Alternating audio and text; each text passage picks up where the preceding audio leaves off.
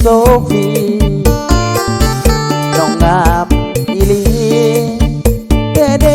สาวนาทองนาย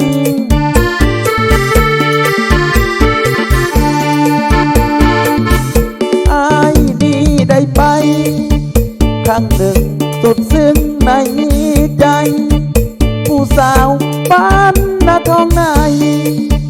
คืองามใสไหลแต่น้องอายอยากจะจองหัวใจ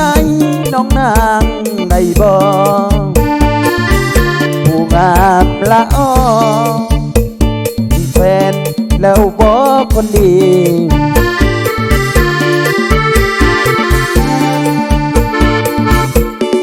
ถ้าบ่มีคนดีจงบอกอายไว้อายนี้อยากไปจับจองหัวใจ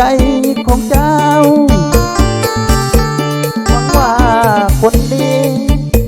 อย่าตีอายเลยน้องเจ้าอายนี้เป็นคนลาวหวังว่าสิมีบ่น้องลงหาแท่น้องบังอ่อนจงผู้ในใจผู้สาวหน้าท้องในคืองามถึกใจกระดออายคนนี้เป็นคนหักจริงกระดอหวังว่าละออที่มีใจให้บ่นาง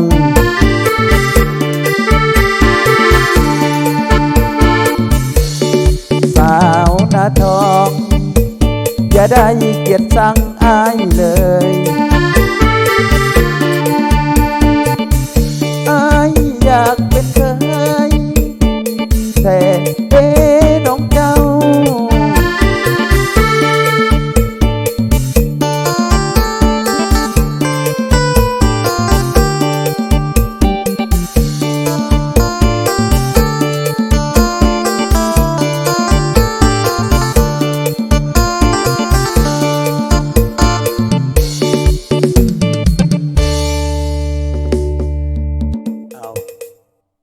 ก็ถือว่าสิ้นสุด